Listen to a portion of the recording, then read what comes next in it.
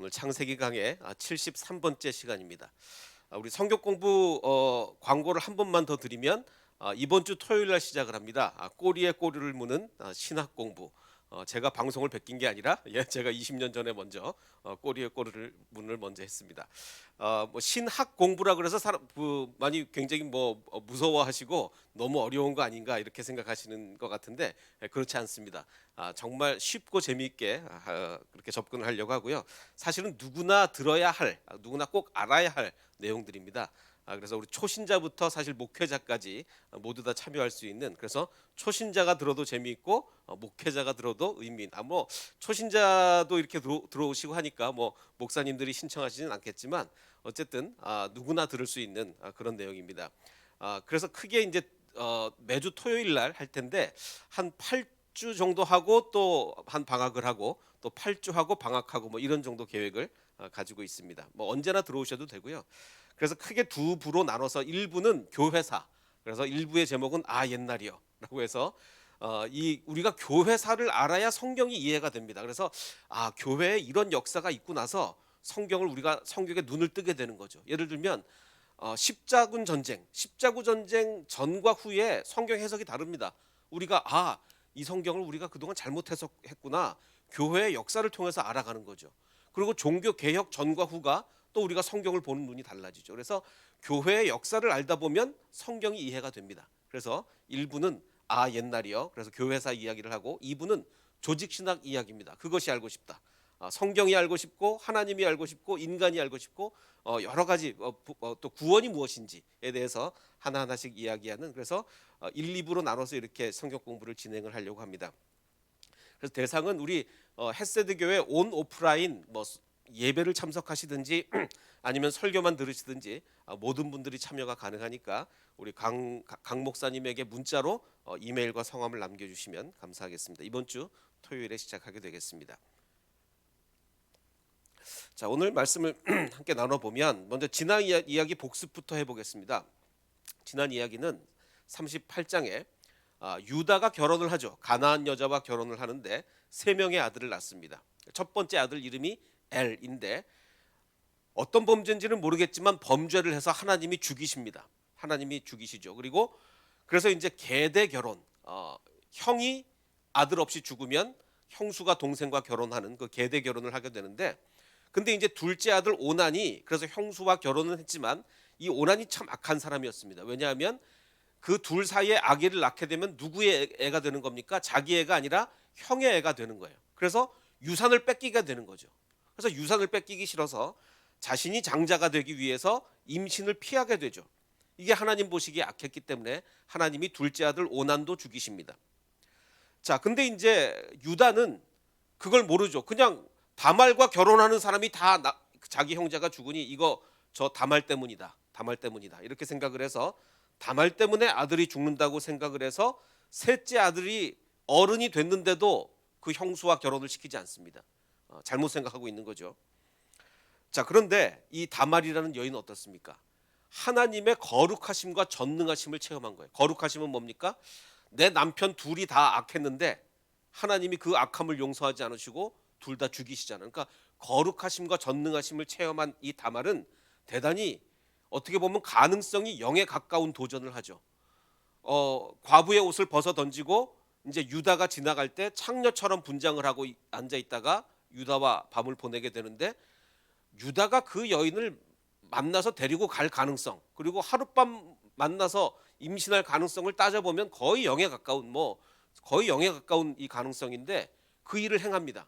그래서 하나님이 역사하세요. 하나님이 역사하셔서 아들을 낳게 되죠. 그 아들이 누굽니까? 베레스. 근데 그 아들이 예수님의 조상이 되잖아요. 예수님의 조상.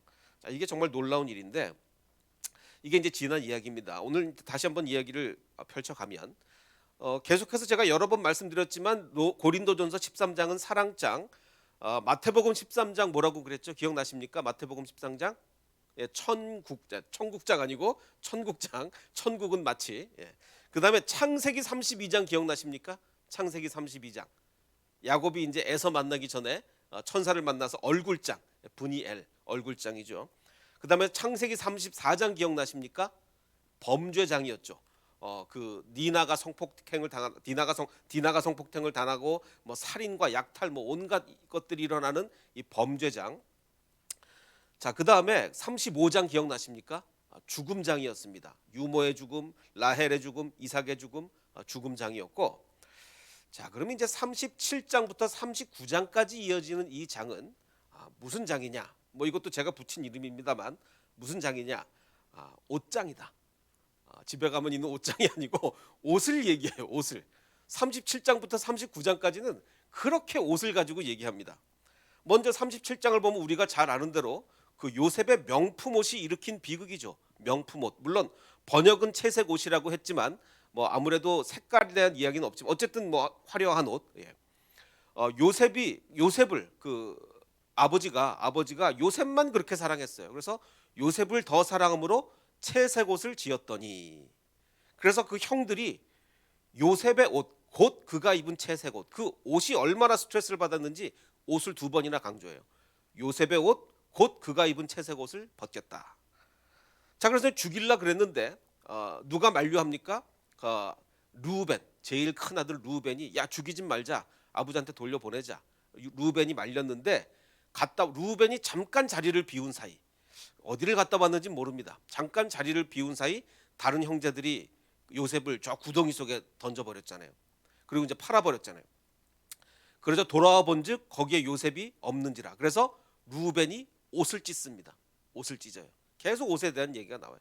그 다음에 그래서 이제 그 아버지한테 이제 핑계를 대야 되니까 요셉의 옷을 가져다가 염소를 죽여서 피를 그 옷에 피를 적시고 또 그의 채색 옷을 아버지에게로 가지고 갑니다. 그러자 아버지한테 이렇게 얘기하죠. 아버지, 아들의 옷인가 한번 보소서 하매, 이건 맞다. 내 아들의 옷이다. 뭐 제가 너무 많아서 몇 개 생략했습니다. 그러니까 이만큼 지금 37장은 옷을 얘기하고 있어요. 그 다음에 38장으로 넘어가서 유다가 자기 며느리랑 만날 때 그 며느리가 어떻게 하나님을 믿고 행동에 나서는 여인 이 다말은 과부의 의복을 벗어버리죠. 과부의 옷. 여기서도 옷을 얘기해요. 자, 과부의 옷이 따로 있었다는 거예요.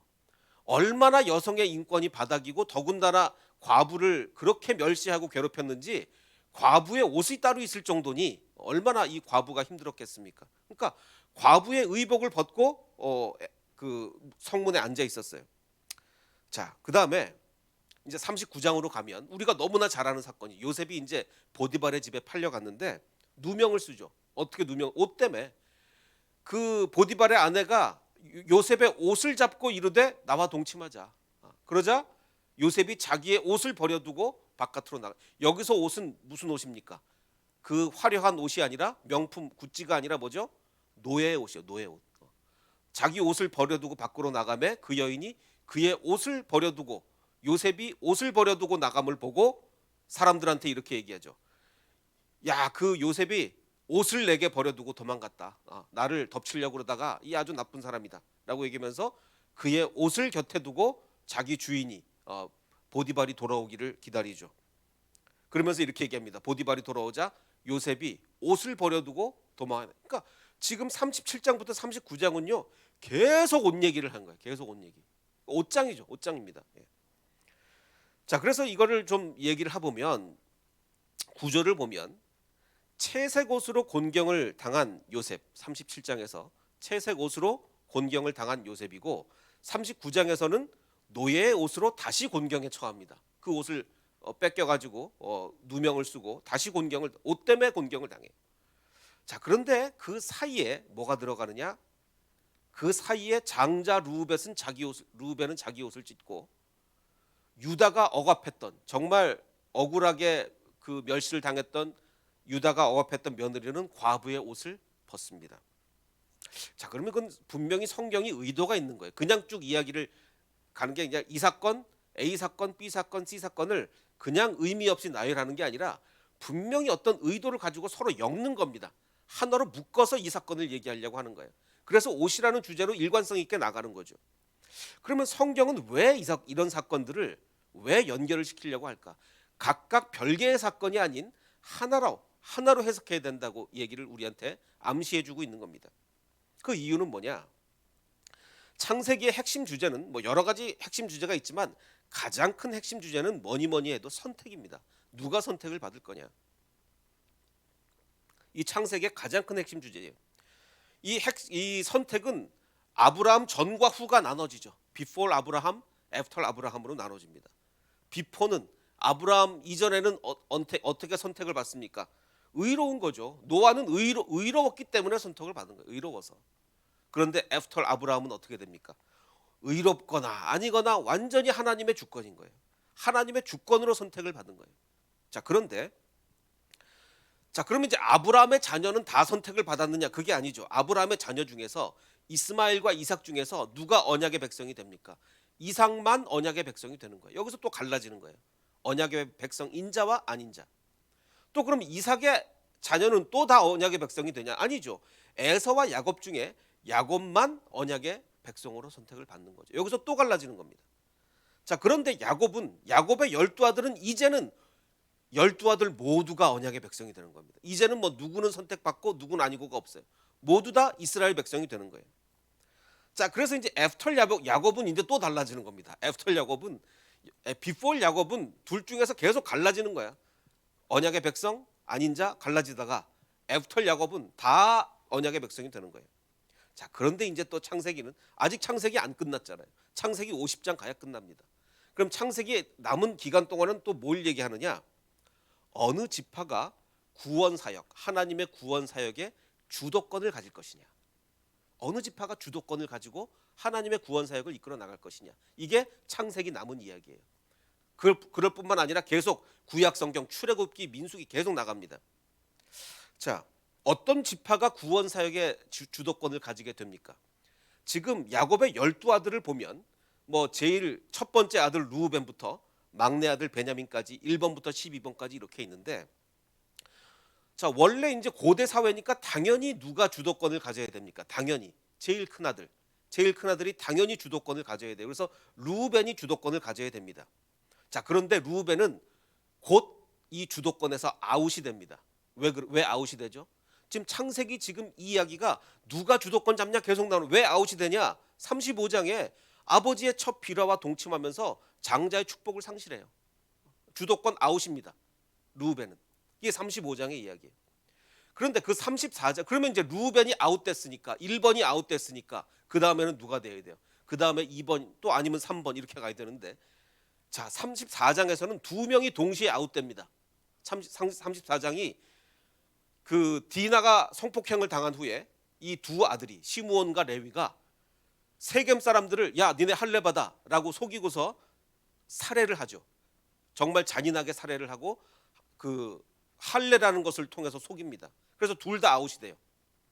자, 첫 번째 1번 아웃 35장, 34장엔 2번 3번 아웃 이렇게 됩니다. 자, 그러면 그 다음에는 누굽니까? 그 다음 순서는 유다예요.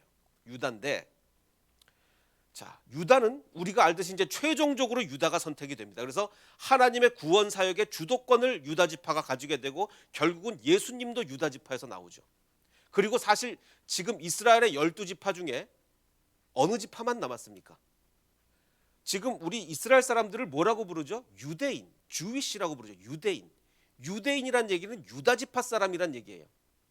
아니, 이스라엘에 12지파가 있는데 왜 이스라엘 사람들 다 유대인이라고 부릅니까? 나머지 11지파는 뭐죠? 다 없어졌어요. 다 없어졌어요. 뭐만 남았습니까? 유다 지파만 남았어요. 나머지 지파는 다 없어졌어요. 그러니까 구원 사역의 주도권자일 뿐만 아니라 이제는 유다 지파만 지금은 남아 있는 거죠. 21세기에는. 자, 그래서 유다 지파가 근데 문제는 유다 지파가 최종적인 주도 지파인 건 맞아요. 그래서 예수님도 여기서 유다 지파를 통해서 오십니다. 자, 그런데 38장은 뭘 얘기해주고 있느냐? 최종적으로는 유다지만 아직은 아니다라는 걸 얘기해 주는 거예요. 왜? 유다가 정말 자기 며느리를 그렇게 부당하게 취급을 하고 결국은 며느리를 통해서 아들도 낳게 되고 정말 이런 유다가 너무나 잘못을 했어요. 유다가.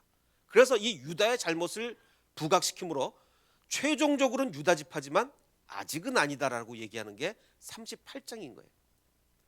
그래서 그 후로 창세기가 끝날 때까지 이제는, 그리고 한동안은 어느 지파가 주도권을 잡습니까? 이제 요셉인 거예요. 건너뛰어서 5번, 6번, 7번 다 건너뛰고 이제 요셉으로 이제 주도권이 이어지. 왜 요셉으로 주도권이 이어지느냐?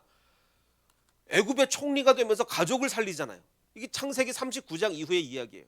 가족을 살리고, 자, 그다음에 원래 이스라엘의 장자는 유산을 몇 배로 받습니까? 장자는 유산을 2배로 받잖아요. 요셉은요, 요셉을 통해서 두 지파가 나옵니다. 두 지파가 나와요.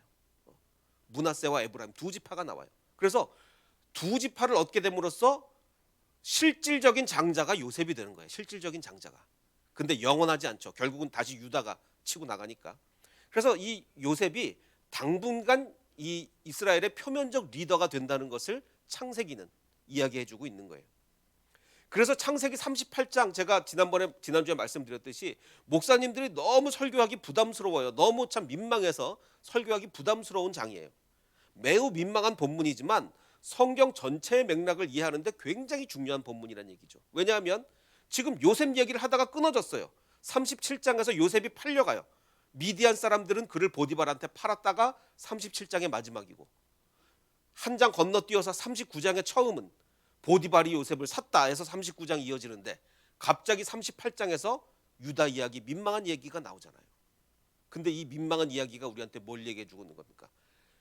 지금은 하나님이 요셉을 세우시는 과정에, 이제 하나님이 요셉을 팔려가게 하고 보디발의 집에서 감옥에서 이제 총리까지 쭉 세우십니다. 그런데 이 사이에 이야기가 쭉 끼어 들어가서 유다 이야기가 반드시 여기에 끼어 들어가야 됩니다. 왜냐하면 유다가 낳는 아이가 있는데 나중에 예수님의 조상이 될 거지만, 이 민망한 사건으로 인해서 유다의 잘못으로 유다 지파의 주도권은 당분간 연기될 것이다.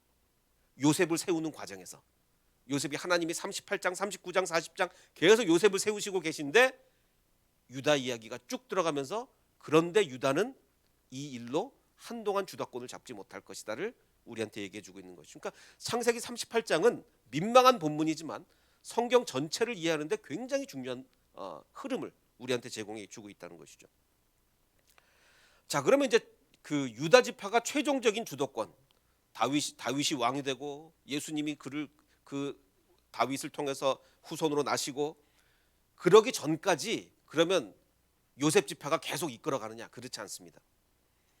자, 창세기 49장을 보면, 자, 뒤에 나올 얘기지만 이제 그 야곱이 12아들을 향해서 죽기 전에 유언을 하지 않습니까? 축복과 유언을 이렇게 하게 되는데, 그 2번, 3번 그 세겜에서 이제 사람들을 막 할례를 통해서 죽였던 그 2번, 3번 아들 시므온과 레위에게 뭐라고 얘기를 하냐면, 이제 마지막에 이제 이렇게 얘기하는 거예요. 니네들은 말이야, 그들의 칼은 폭력의 도구다. 폭력의 도구다. 그 세겜 사람들을 그렇게 끔찍하게 할례를 받으라고 놓고 죽이면 되냐? 이렇게 해놓고, 그들의 분노대로 사람을 죽였기 때문에 니네 시므온과 레위, 니네 후손들은 저주를 받을 거야. 저주를 받을 것이다 라고 얘기해요. 그 저주의 그럼 내용은 뭐냐? 저주의 결과, 내가 그들을 이스라엘 중에서 흩어버릴 거다. 니네 지파는 말이야 흩어질 거야. 이렇게 얘기를 합니다. 시므온과 레위가. 자, 그래서 그 결과 어떻게 됐느냐? 나중에 이제 그 여호수아가 이스라엘 12지파를, 땅을 니네 지파는 여기, 니네 지파는 여기 분배를 하지 않습니까? 그 분배된, 지금 시므온과 어느 지파가 흩어진다고요? 시므온 지파와 레위 지파가 흩어진다 그랬어요. 근데 시므온 지파는 어디에 분배를 받습니까? 유다 지파 땅 안에 분배를 받아요. 다른 지파들은 다 자기의 고유의 땅이 있습니다. 뭐 므낫세, 갓, 에브라임, 베냐민 다 있잖아요. 근데 시므온 지파는 이 저주 때문에 유다 지파 땅 안에 분배를 받아요. 그래서 나중에 지금 이 시므온 지파가 뭐 유다 지파에 흡수되기도 하고 뭐 절로 이동하기도 하고 막 이렇게 막 흩어져서 없어져 버립니다. 결국은 시므온 지파가 결국은 그렇게 돼요. 자, 그럼 시므온은 그렇고 또 한 지파 뭐였죠? 레위. 자, 그럼 레위 지파는 어떻게 됩니까? 레위 지파는, 시므온은 그래도 유다 지파 안에라도 땅이 있었죠. 유다 지파 안에라도. 레위는 어디 있습니까? 다 흩어져요. 다 12지파 땅에 다 흩어집니다.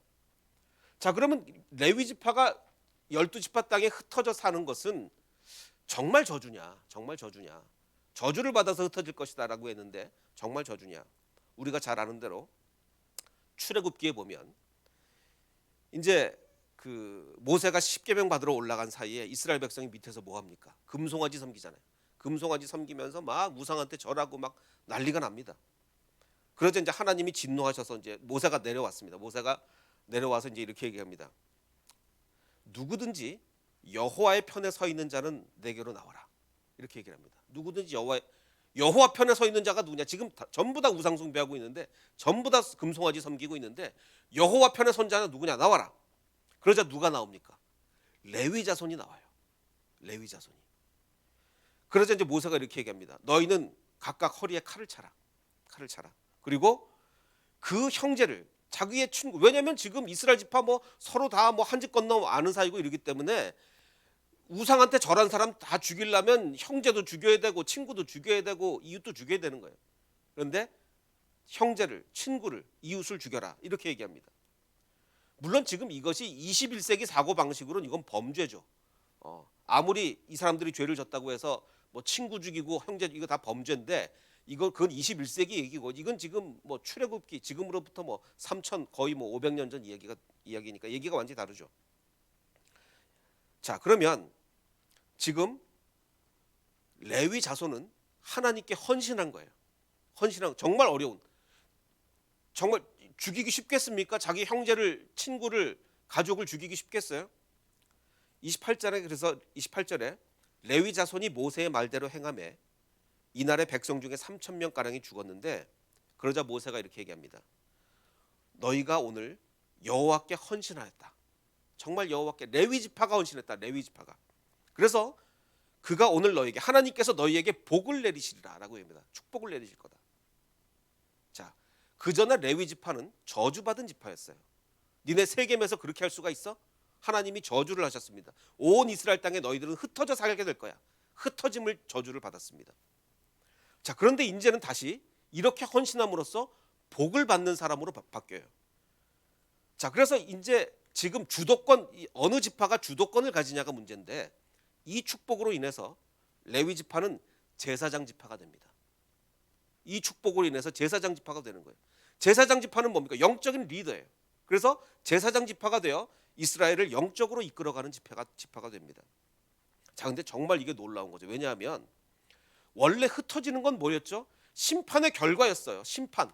세겜에서 있었던 문제로 인한 심판의 결과, 온 이스라엘, 자기 땅을 못 가지고 온 이스라엘에 흩어지게 됐어요.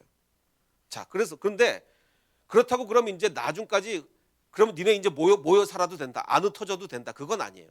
흩어지는 건 흩어져요. 자, 그런데 흩어진다는 사실 자체가 바뀌진 않았지만, 레위인이 주님께 순종하자 뭐가 바뀝니까? 자, 원래 제사장 지파는요, 자, 여기 뭐 에브라임 지파, 여기 므낫세 지파, 뭐 여기 뭐 베냐민 지파, 다 유다 지파 다 있습니다. 제사장 지파 따로 모여 살면 됩니까, 안 됩니까? 그러면 제사장 지파는 온 이스라엘에 흩어져서 모든 이스라엘들을 영적으로 지도해주고 기도해주고, 이게 제사장 지파인데, 제사장 지파 땅이 따로 있으면 어떻게 해요? 안 되잖아요. 제사장 지파는 원래 이스라엘에 흩어져야 돼요. 원래. 그러니까 이게 기가 막힌 거죠. 왜냐하면 레위인이 주님께 순종하자 온 이스라엘에 흩어져 살아야 하는 제사장 지파가 되는 거 아니에요. 흩어지는 건 원래 뭐였어요? 흩어지는 건 원래 저주였어요. 죄를 지어서 저주 때문에 흩어지게 됐어요. 자, 그런데 순종하자 흩어짐의 의미가 바뀝니다. 이제는 그 흩어짐이 축복이 되는 거예요. 그래서 이스라엘의 영적인 리더가 돼, 제사장 지파가 돼서 온 이스라엘 땅에 흩어져 살면서 이스라엘 백성을 영적으로 인도하는 거 아닙니까? 흩어짐의 의미가 바뀌게 되는 거죠. 죄를 지면 저주였지만 순종하면 그 저주가 축복으로 바뀌는 거예요. 자, 근데 이건 또 참 놀라운 것은, 이 레위 지파는요, 특성이 피를 두려워하지 않는 것 같아요. 그러니까 세겜에서 그 많은 사람들을 할례 받으라고 해놓고 다 죽이고, 지금 몇 명 되지 않는 몇 명 되지 않은 야곱의 형제들이 가서 다 죽인 거예요. 그 주도를 레위가 한 거죠. 그리고 또 이 출애굽 때에는 자기 3천 명을 막 죽였잖아요. 피를 두려워하는 사람 같으면 그렇게 하겠습니까? 자, 근데 이스라엘 지파 중에 그러면 제일 피를 안 두려워하는 지파가 어디예요? 레위 지파거든요. 제사장은 뭘 잘해야 됩니까? 제사장은요, 동물들을 각을 떠요. 각을 뜹니다. 엄청난 피를 흘리게 되는 거예요. 그 6월절에는 그 요단 강물이 핏물로 바뀔 정도로 그렇죠. 온 이스라엘 사람들이 와서 막 그 제사 드리고 양 다 잡고 그러는데 제사장은요 이 칼을 엄청 잘 휘둘러야 됩니다. 피를 보는 항상 직업이 제사장이에요. 그러니까 자기 성격하고도 잘 하나님이 그것도 잘 고려를 하셨는지 아주 기가 막히게 이렇게 피를 잘 보는 레위인들이 각을 떠야 하는 이 제사장이 된 거죠. 참 이게 하나님의 인도하심이 놀라운 것 같습니다. 자, 그래서 이 레위 지파는요 여호수아가 이렇게 말씀하시기를 그 여호수아에서 보면 이렇게 얘기합니다. 오직 레위 지파에게는 모세가 기업을 주지 않았어요. 그러니까 땅을 분배 못 받은 거죠. 방금 말씀드린 것처럼. 왜냐? 여호와께서 그들의 기업이 되신 거예요. 여호와께서. 땅이 없었지만 여호와가 기업인 거죠. 범죄했을 때는 흩어져 사는 이유가 뭐였어요? 죄져서 흩어져 살았는데 순종하고 나니까 여호와가 그의 기업이, 땅이 필요 없는 거예요. 마치 창세기 15장에서 아브라함아 두려워하지 말라, 내가 너의 지극히 큰 상급이다, 이렇게 얘기한 것과 마찬가지라고 할 수 있겠습니다. 자, 그래서 이제 이거 큰 흐름을 보겠습니다. 주도권 지파가 어떻게 변하느냐. 자, 창세기를 보면 주도권 지파가 어떻게 쫙 변해 나가느냐. 원래는 르우벤이 주도권 지파여야 하고 1번이 아웃되면 2번, 3번 시므온, 레위가 주도권 지파여야 되는데 방금 말씀드린 대로 그 르우벤 아웃, 시므온과 레위 아웃이 됐습니다. 그 다음에 지금 하나님이 누구를 일으키시는 거예요? 요셉을 일으키세요. 요셉을 통해서 두 지파가 나오는, 므낫세와 에브라임 반지파가 나오는 요셉을 막 부각을 시키죠. 근데 이게 끝까지 가느냐? 아니죠. 방금 얘기한 대로 누가 치고 올라와요? 레위 지파가 치고 올라오는 거예요. 모세도 레위 지파잖아요. 레위 지파가 치고 올라와서 이스라엘의 영적인 지도자가 됩니다. 여기까지만 성경을 보고 이제 딱 덮으면 그러면 뭐 예수님도 레위 지파에서 나오시겠구나. 레위 지파가 결국은 이스라엘을 인도하겠구나. 근데 아니죠. 성경이 이제 끝나지 않았습니다. 그 다음에 이제 여호수아서가 되는데, 여호수아는 그 요셉 지파였죠. 에브라임 지파였습니다. 자, 그런데 자기가 에브라임 지파라고 해서 에브라임을 이롭게 한 건 하나도 없어요. 정말 굉장히 중립을 잘 지켰어요. 자, 근데 그래서 이제 그 여호수아서 지나가고 이제 사사기가 되는데, 사사기에는요 아마도 성경이 유다를 부각시키기 위해서는 여태까지 힘을 많이 썼던 요셉 지파를 좀 내릴 수밖에 없어요. 사사기에는요 요셉 지파, 에브라임 지파가 굉장히 부정적으로 묘사됩니다. 아주 나쁜 지파로 묘사가 돼요, 사사기는. 그러면서 이제 결국은 어느 지파가 등장하는 것을 준비하고 있습니까? 이제 사무엘로 들어가서 드디어 다윗이 왕이 되죠. 다윗이 유다 지파의 왕이 됩니다. 그리고 다윗이 온 이스라엘의 왕이 됩니다. 이게 하나님이 주도권을 결국은 어느 지파가 주도권을 잡는 거예요? 유다 지파가 주도권을 잡는 거죠. 근데 이거를 쭉 얘기하기 위해서는 하나님이 그래 나는 원래 유다 지파를 선택했었다라는 거를 맨 끝에 가서만 알려서는 안 되고 중간에 한번 집어넣으셔야 되는 거예요. 38장에 유다와 다말을 통해서 베레스가 나왔다, 여기까지 얘기를 하시는 거죠. 그리고 이 베레스를 통해서 다윗, 결국은 예수님까지 이렇게 이어지게 되는 겁니다. 자, 그러니까 하나님의 계획은요 처음부터 끝까지 계획이 있는 거예요. 뭐 요즘 유행하는 다 계획이 있구나. 네, 하나님은 정말 계획이 있는 거예요. 정말 유다 지파를 선택하실 계획도 미리 있으셨고, 그래서 창세기 38장도 37장과 39장 사이에 반드시 38장이 있어야 되는 거죠. 근데 이 성경만 이렇게 어마어마한 하나님의 일만 그러냐? 아니요. 우리 개개인의 삶도 다 그렇습니다. 하나님에겐 다 계획이 있는 거예요. 그 계획대로 우리를 이끄시고 꼭 필요한 시기에 필요한 사건이 우리에게 벌어지는 겁니다.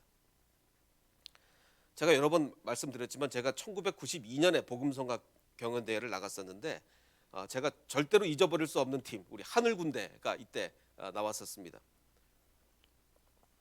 그 하늘군대가 참 어렵게 참가하는 거. 저는 이제 저도 이때까지만 해도 몰랐는데 우리 이 하늘군대 멤버 중에 결국은 목사님이 되셔서 지난번에 우리에게 수요일날 우리에게 말씀을 전해주지 않았습니까? 아니, 이 하늘군대 멤버 중에 제가 이 하늘군대 너무너무 보고 싶었어요.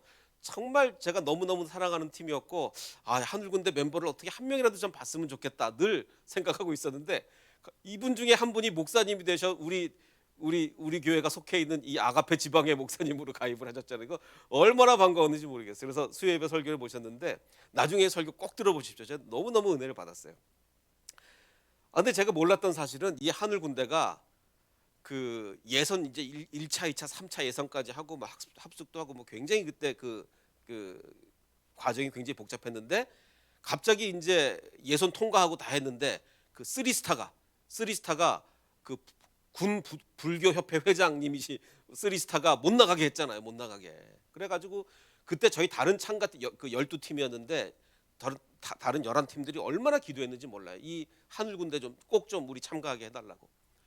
근데 저는 정말도 아직도 잊어버릴 수가 없는 게 뭐 이분들 다 금식했는지 모르겠는데 이 군인들이 금식을 했어요. 여기 참가시켜 달라고. 이 군인이 금식하기 얼마나, 군인들은 밥을 먹어도 배가 고프죠. 밥을 먹어도 배가 고픈 사람이 금식을 했으니 하나님이 그 기도 안 들어주시겠습니까? 하나님이 들어주셨어요. 결국은 참가하게 됐어요. 저는 이 12팀 중에 최고의 찬양을 뽑으라면 저는 이 하늘 군대의 찬양을 뽑고 싶습니다. 정말 너무너무 이 군대의 찬양이 저에게 은혜가 됐어요. 근데 저는 이번에 이 목사님 오셔서 설교한 걸로 처음 알게 된 사실인데 이 부대가 신설 부대랍니다. 그해 창설됐어요. 그해인지 그 전인지. 자, 부대가 새로 창설되면 어떻습니까? 차 뭐 다 파야죠. 뭐 막사 뭐 할 일이 얼마나 많아. 다른 부대보다 2배, 3배 일이 많을 텐데 이 군인들이 그 바쁜 시간을, 육체적으로 힘든 시간을 쪼개가면서 연습하고 이래가지고 또 서울까지 예선을 오고 이래가지고 참 얼마나 이 헌신이 놀랍습니까? 이 놀라운 헌신에 아까 그 레위 사람들 헌신하면 하나님이 축복하십니다. 레위인들이 그렇게 헌신했기에 저주가 축복으로 바뀌잖아요. 흩어져 사는 게 저주였는데 흩어져 사는 게 제사장의 축복으로 바뀌잖아요. 저는 이 군인들의 이 헌신을 보면서 뭐 제가 대상을 받긴 했지만 사실 대상은 저 군인들이 받아야 된다. 저는 분명히 그렇게 생각을 했었어요. 정말 이 놀라운 헌신을 했는데 그 신설 부대에서 예배당도 없어가지고 예배를 드릴 때 네모반에서 예배 드렸대잖아요. 네모반에서. 전 그거 몰랐어요, 이때만 해도. 근데 네모반에서 예배 드리니까 뭐 옆 네모반에서는 불교가 목탁 두드리고 있고 그래서 막 목탁 소리 두들기는데 찬송 부르고 있고 정말 이 예배당을 허락해 달라고 그 노력을 했는데 이 위에서는 그때 뭐 예산이 좀 없어가지고 예배당실 돈도 안 주고 막 이랬다는 거예요. 근데 이제 하늘 군대가 정말 이들이 금식하고 많은 사람들이 기도하고 노력해서 정말 길이 열려서 그 쓰리스타가 허락을 해서 이 대회에 참석을 했습니다. 근데 어떤 일이 벌어집니까? 이 하늘 군대의 찬양의 은혜를 받고 사람들이 성금을 모아가지고 그래서 예배당을 지었다는 거 아니에요. 야, 이거 하나님이 정말 이거 인도하시는구나. 하나님이 이 부대에 정말 예배당 없이 옆에 목탁 소리 들어가며 예배드리는 사람들에게 하나님이 축복해 주시려고 이 하늘 군대 정말 그냥 쉽게 참석했으면 이런 역사가 안 일어납니다.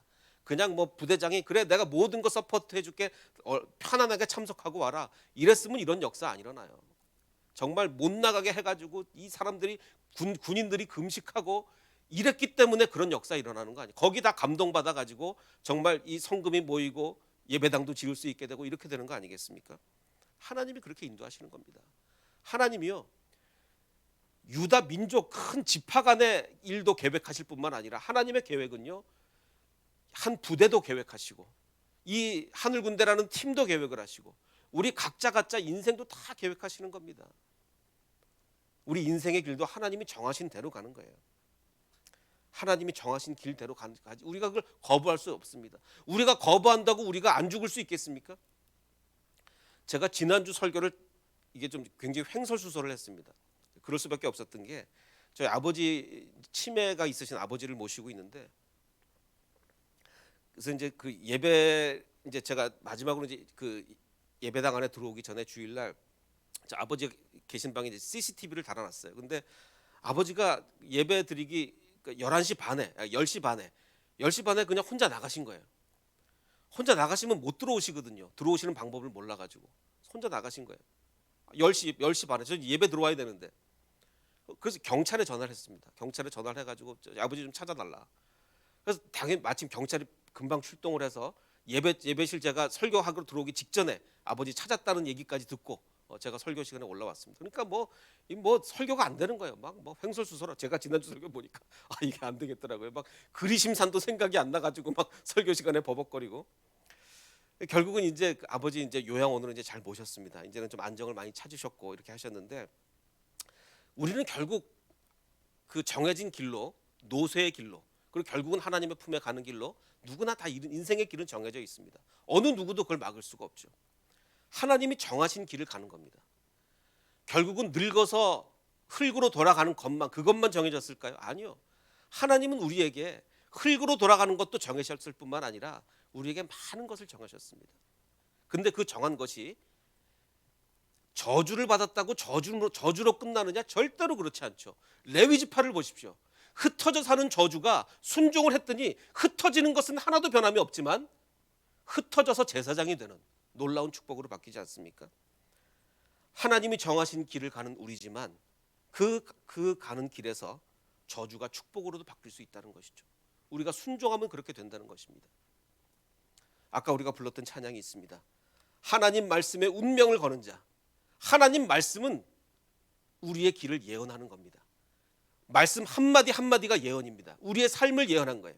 그런데 그 말씀에 우리가 운명을 걸고 그 말씀에 순종하며 주를 따라가면 심지어는 저주조차도 축복으로 바뀔 수 있다는 것입니다. 이 놀라운 역사가 우리 헷세드 모든 교인의 삶에 이루어지길 원합니다. 우리가 순종함으로 저주가 축복으로 바뀔 수 있는 우리 모두가 되시기를 주님의 이름으로 축원합니다.